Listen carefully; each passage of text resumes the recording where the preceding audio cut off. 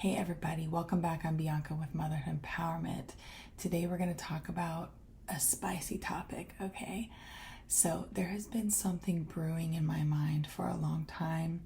This has been going on ever since I became a stay-at-home mom, right? And it's this judgment of stay-at-home mothers about staying home means that you must not only mother the children, but do all of the chores and pick up all of the slack.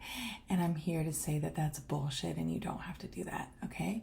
So just for a little tidbit out there for anybody watching that doubts what stay-at-home moms do, or if you need to talk to somebody who's doubting the amount of work that you put in on a daily basis. This is for these people that think that staying home to raise your children isn't much, and that like the least you could do is all of the chores, okay? So I want to say this right now at the beginning of the video. These people who have this misconception that we're not doing anything all day are likely people that don't have very good role models of mothers in their lives. What do I mean by that? Everybody's mother's a star, right? Okay, whatever. Once we get over that and the general just respect we have for women and mothers, okay, we move into the territory of what makes a good mother. Because simply bearing a child doesn't mean that you are a good mother. It doesn't mean that you try to mother well. It doesn't mean that you put quality into mothering. And it certainly, being a mother doesn't mean that you dedicate your life to mothering. There's a lot of different kinds of moms out there, many of which leave the home to work. Actually, let me correct myself. The majority of which leave the home to work for the majority of the waking hours for the majority of the week. So there needs to be a differentiation between two things, okay? Mothers who work outside the home, or mothers who spend and prioritize most of their time on things other than the act and actions of mothering, are not the same as mothers who choose to forego a full-time career, whatever, in order to prioritize mothering for most of the time and to be the main caregiver. That's one distinction. The second distinction that we'll make is that which is, okay, having a child, bearing a child through your body or through adoption or fostering, whatever means by which you're called mother, doesn't mean that you try to mother well. And I'd like to go with the old adage of, give people the benefit of the doubt or assume that everyone's trying their best. But it's simply not true. Everyone is not trying their best, okay? So let's go into the first one really quickly.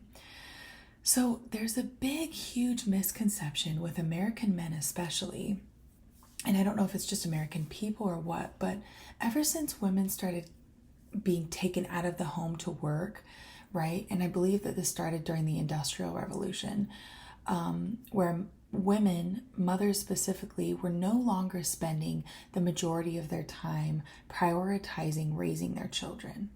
They had to, or they chose to, different probably for every person, go and spend their time working, earning a paycheck, not mothering, okay?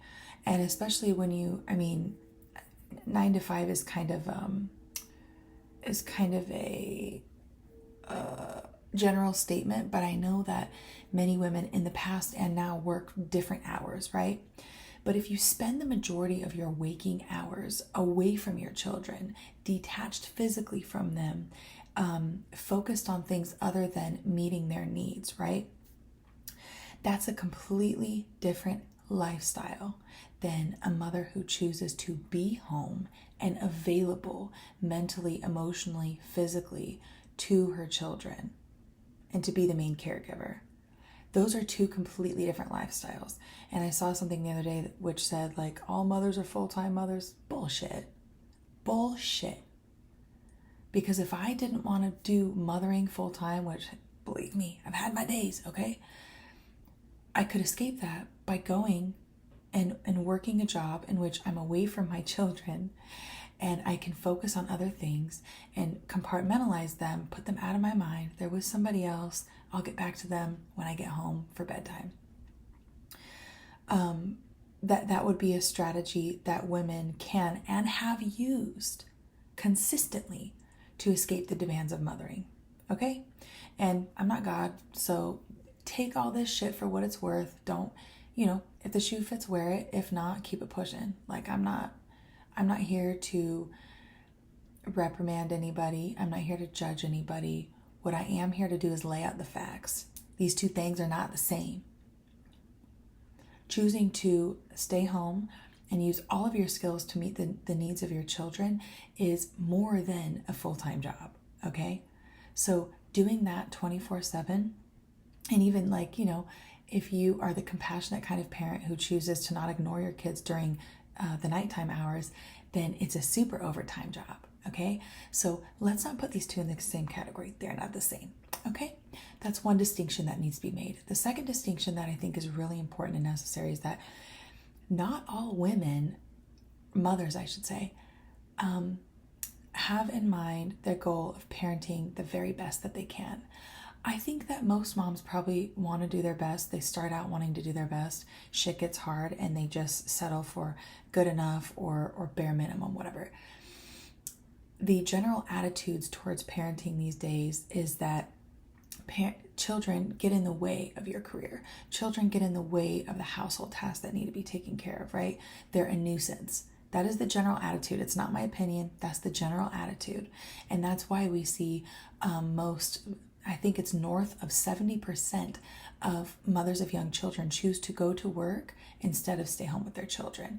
So the general attitude is just that, kids are inconvenient and they're a nuisance and there's something to outsource. And so when you look at attitudes towards parenting, right, there's this weird countdown clock that is applied to mothers, and it's applied internally because we're all programmed with this, and it's just easier to not parent. So we all sort of have that selfish primal desire to just escape.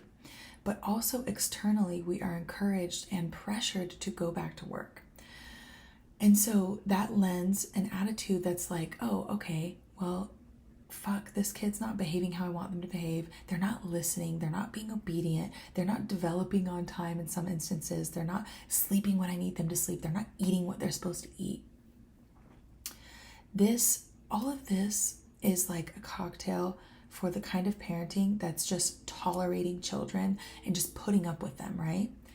And this is not the sort of thing that all moms do. I think it would surprise a lot of these men and women maybe who have these opinions about if you're a stay-at-home mom, you should be doing all the chores too, because what else are you doing? All these dinosaurs have this opinion because they're not familiar with women who prioritize the act of mothering and the actions of mothering over chores and over productivity in terms of work or getting money or anything that would yield a tangible outcome. Because with parenting, the child is always a work in progress, and they're their own creature, and there's no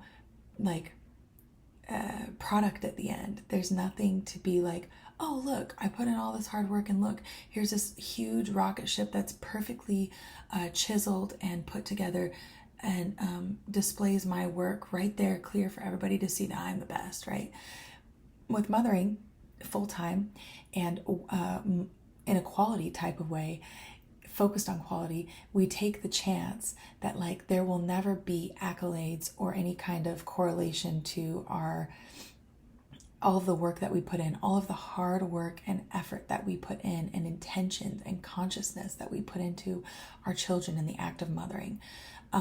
But we know that it's worth it. And so, I'm going to get into another video here where I talk about all the things that we do as mothers, what the act of mothering is. But I just wanted to give this brief explanation video and make these 2 points, which are really important, that not all moms are full-time moms. In fact, more than 70% are not full-time moms, not mothering full-time, right? So their opinions about staying home or their opinions about, parenting and stuff, take it with a grain of salt.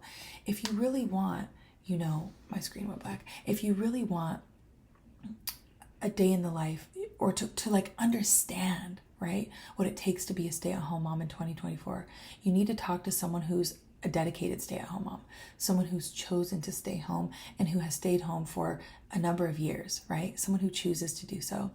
And then the other point, which is just that mothers don't equal good mothers.